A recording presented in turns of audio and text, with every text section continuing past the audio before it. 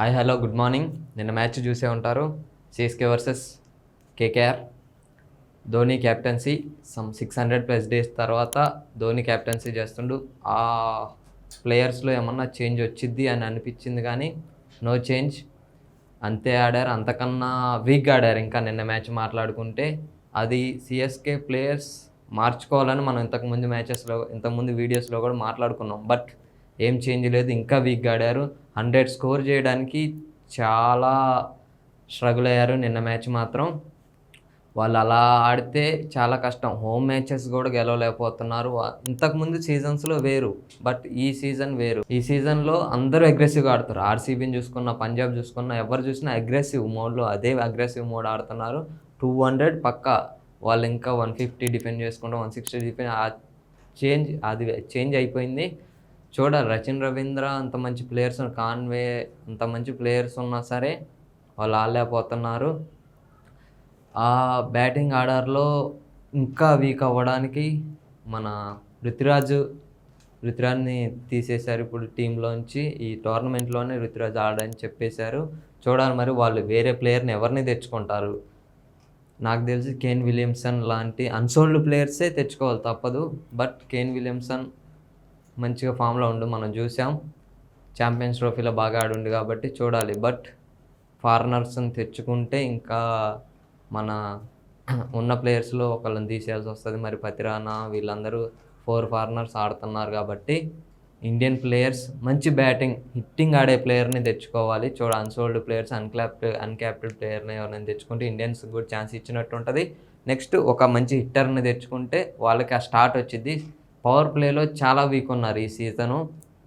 CSK 30 runs last match. నిన్న మ్యాచ్లో చూసుకుంటే 33 రన్స్ సంథింగ్ ఏదో ఆడారు. అంతా ఏమనిపించలేదు. ఆ శివం దుబే 26 బాల్స్లో 31 కొట్టిండు.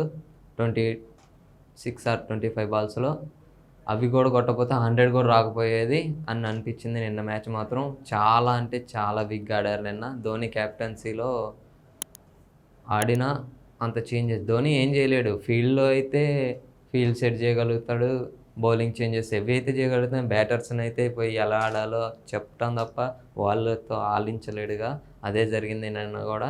అగ్రెసివ్గా ఆడితేనే టోర్నమెంట్లో ఉంటారు. ఇప్పటి నుంచి అయినా అది చేంజ్ చేసుకోవాలనుకుంటున్నా. కేకేఆర్కి వచ్చేస్తే సునీల్ నారాయణ్ నాకు తెలిసి 4 అవార్డ్స్ వచ్చినాయి నిన్న. ప్లేయర్ ఆఫ్ ద మ్యాచ్, అగ్రెసివ్గా ఆడిండు, చాలా వచ్చినాయి. సునీల్ నారాయణ్ మంచిగా ఫామ్లోకి వచ్చిండు. ఇంతకుముందు మ్యాచెస్లో వేరే వాళ్ళు బౌలర్స్ వరుణ్ చక్రవర్తి వీళ్ళు ఆడారు. బట్ సునీల్ నారాయణ్ నిన్న బాగా ఆడి ఆ టీంని కంట్రోల్ చేయగలిగింది, సిఎస్కేని. బౌలింగ్లో, బ్యాటింగ్లో రెండిట్లో. ఆ స్లో పిచ్ వాళ్ళు అదే పిచ్లో ఆడారా, వీళ్ళు అదే పిచ్లో ఆడేలా అనిపించింది. ఎందుకంటే వీళ్ళు పవర్ ప్లేలో 30 రన్స్, వాళ్ళు పవర్ ప్లేలో 60 రన్స్ సంథింగ్ ఏమో చేశారు. నిన్న మాత్రం కేకేఆర్ మొత్తం డామినేట్ చేశారు. కారణం ఏంటంటే వాళ్ళ head coach or some mentor Bravo చాలా ఇయర్స్ ఇందులో ఆడిండు. వాళ్ళకి ఆ ప్లేయర్స్ గురించి తెలుసు, ఆ సిచ్యువేషన్స్ తెలుసు, ఆ పిచ్ తెలుసు. మంచి ప్లేయర్స్ని ఎలా ఆడాలో ముందే ప్లాన్ చేసి ఉంచిండు బ్రావో. నెక్స్ట్ వచ్చేస్తే రహానే బాగా చేంజెస్ చేసిండు బౌలింగ్లో. 10 ఓవర్స్ నుంచి 18 ఓవర్స్ దాకా ప్రతి ఓవర్ బౌలింగ్ చేంజ్ చేసిండు, ప్రతి ఓవర్ వికెట్ పడింది. ఒక 12th over and 15th over wicket పడలేదు. నెక్స్ట్ ప్రతి ఓవరు బౌలింగ్ చేంజ్ చేయడం, వచ్చిన బౌలర్కి వికెట్, ప్రతి ఓవర్ వికెట్ వచ్చింది. 10 to 18 ఓవర్స్లో 2 ఓవర్స్ తప్ప మిగతా 6 ఓవర్స్ వికెట్ పడింది. అలా జరిగింది నిన్న. బ్యాటింగ్ విషయానికి వస్తే ఖచ్చితంగా వాళ్ళు ఫిక్స్ అయ్యి వచ్చారు. ఫాస్ట్గా ఆడాలి, అగ్రెసివ్గా ఆడాలి, వికెట్లు పడ్డా అగ్రెసివ్గా ఆడి వాళ్ళు రన్ రేట్ ఇంప్రూవ్ చేసుకోవాలనుకుంటారు. అదే జరిగింది. వీళ్ళు 20 ఓవర్స్లో స్కోర్ చేస్తే వీళ్ళు 10 ఓవర్స్లో దాన్ని కంప్లీట్ చేసేసారు. 10 ఓవర్స్లో కంప్లీట్ అయిపోయింది. ఒక వికెట్ పడ్డ తర్వాత రహానే ఆ తర్వాత రింకు సింగ్ని తీసుకొచ్చిండు. ఎందుకంటే ఇంకా ఫాస్ట్గా కంప్లీట్ చేయాలని. రింకు సింగ్ చాలా డౌన్ ఆర్డర్ వస్తుంది మనకు తెలుసు, కానీ ఈ మ్యాచ్ మాత్రం 2 వికెట్స్కే వచ్చిండు. బౌలర్స్ ఎంత చేసినా 100ని డిఫెండ్ చేసుకోవడం అంటే చాలా కష్టం. ఎందుకంటే ఖలీల్ అహ్మద్ చాలా ఎఫర్ట్స్ పెట్టిండు, ఫీల్డ్లో పెట్టిండు, బౌలింగ్లో పెట్టిండు, మంచిగా వేస్తుండు ఫస్ట్ నుంచి కూడా. అదే జరిగింది. మంచిగా చేసినా ఒక వికెట్ చేయలేకపోయిండు. నూరు వచ్చిండు, ఫస్ట్ బాల్ వికెట్ తీసుకుండు. బట్ నూరు కూడా ఏం చేయలేకపోయిండు. బౌలర్స్ అయితే చాలా బాగా ఆడారు నిన్న. బ్యాటర్స్ ఆ స్టార్ట్ ఇవ్వట్లేదు. మనం ఫస్ట్ నుంచి మాట్లాడుకున్నట్టే ఆ స్టార్ట్ రావట్లేదు ఓపెనర్స్ నుంచి. చూడాలి. 20 రన్స్ పార్ట్నర్షిప్, 30 రన్స్ పార్ట్నర్షిప్ సరిపోదు. ఖచ్చితంగా ఒక 50 రన్స్ పార్ట్నర్షిప్ రావాలి స్టార్టింగ్ నుంచి. నెక్స్ట్ మ్యాచెస్ అయినా అలా ఆడతారా లేదో చూద్దాం. మరి ధోని క్యాప్టెన్సీ ఏం జరిగిద్దో చూడాలి. ఈ మ్యాచ్ అయితే ధోని క్యాప్టెన్సీ ఏం జరగలేదు ఆ మిరాకిల్స్. నెక్స్ట్ మ్యాచ్ అయినా ఏమన్నా జరిగిద్దని చూద్దాం. ఇది ఫస్ట్ మ్యాచ్లో జరిగింది. సెకండ్ మ్యాచ్ గురించి మాట్లాడుకుందాం. ఈరోజు జరగబోయేది second match Pant versus Gill, LSG versus GT. జరిగేది లక్నోలోనే మ్యాచ్. అది వీళ్ళకి ఫేవర్ గ్రౌండ్ తీసుకోవాలి కూడా. ఎందుకంటే బ్యాటింగ్ పిచ్ తీసుకోవడమే బెటర్. ఎందుకంటే వీళ్ళకు ఉందే బ్యాటింగే బాగుంది. బౌలింగ్లో దిగ్విజయ్ తప్ప ఎవరు అంత ఫామ్లో లేరు. అది నాకు తెలిసి వీళ్ళకి మైనస్. వీళ్ళకైతే ఎవ్రీథింగ్ ప్లస్, అన్ని ప్లస్సే ఉన్నాయి. బౌలింగ్ స్పిన్ ఒక్కటి సాయి కిషోర్ తప్ప ఎవరు మంచిగా వేయట్లేదు. అదొకటి వీళ్ళల్లో ఉన్న మైనస్. ప్లస్ల గురించి మాట్లాడుకుంటే ఇద్దరు బ్యాటింగ్ సూపర్ చేస్తున్నారు. ఇద్దరు బాగా బ్యాటింగ్లో ఉన్నారు. నాకు తెలిసి ఈ మ్యాచ్ డామినేటింగ్ బ్యాటింగ్ ఉంటుంది ఇద్దరి నుంచి.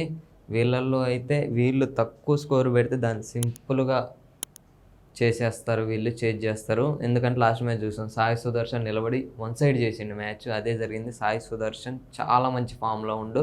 గిల్లు కూడా ఈ మ్యాచ్తో ఫామ్లోకి రావాలనుకుంటున్నాం.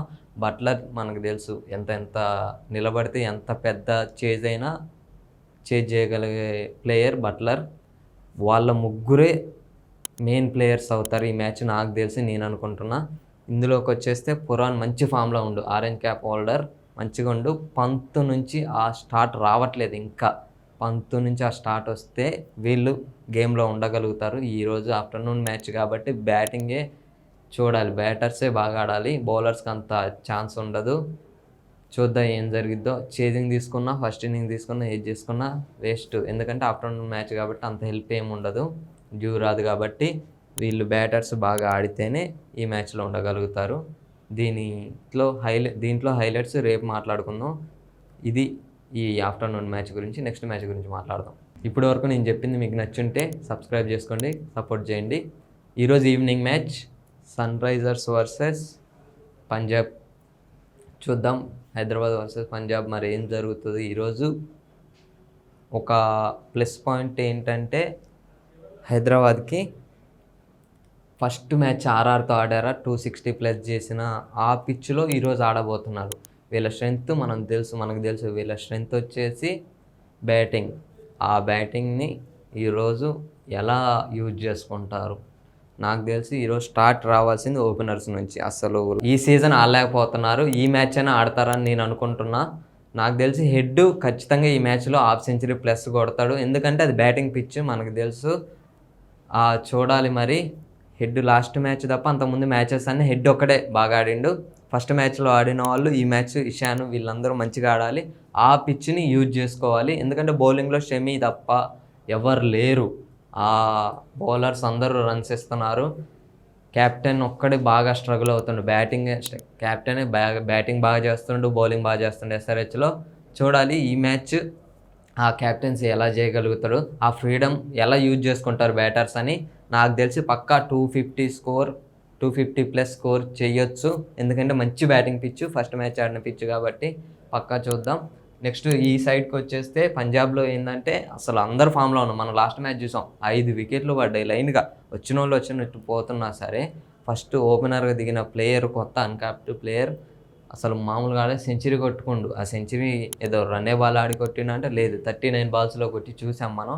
ఆ ఫామ్ వీళ్ళకి చాలా ఫామ్లో ఉన్నారు, వీళ్ళు చాలా లోలో ఉన్నారు. ఈ మ్యాచ్ ఎలా అసలు శ్రేయస్ అయ్యర్ కెప్టెన్సీ ఎలా ఉంటుంది, చేజింగ్ అయితే మామూలుగా ఉండదు. ఈరోజు మ్యాచ్లో ఇద్దరు సైడ్ల నుంచి 500+, 600, 550 రన్స్ పక్కా ఈరోజు మ్యాచ్లో మనం చూడబోతున్నాం. చూడాలి ఏం జరుగుతుంది అంటే శ్రేయస్ అయ్యర్ లాస్ట్ మ్యాచ్ అంత మ్యాచ్ ఆడలేదు కాబట్టి ఈ మ్యాచ్ శ్రేయస్ అయ్యర్ బాగా ఆడాలనుకుంటారు. బ్యాటింగ్ పిచ్ కాబట్టి ఎవరు బాగా ఆడతారు, ఎవరు హైయెస్ట్ రన్స్ కొడతారో చూడాలి. ఏదో ఒక టీం నుంచి ఒక సెంచరీ అయితే పక్కా మనం చూస్తాం, ఒక ప్లేయర్ నుంచి 500 రన్స్ అయితే పక్కా. రేపు మనం ఈ మ్యాచ్లో హైలైట్స్ అయితే మాట్లాడుకుందాం.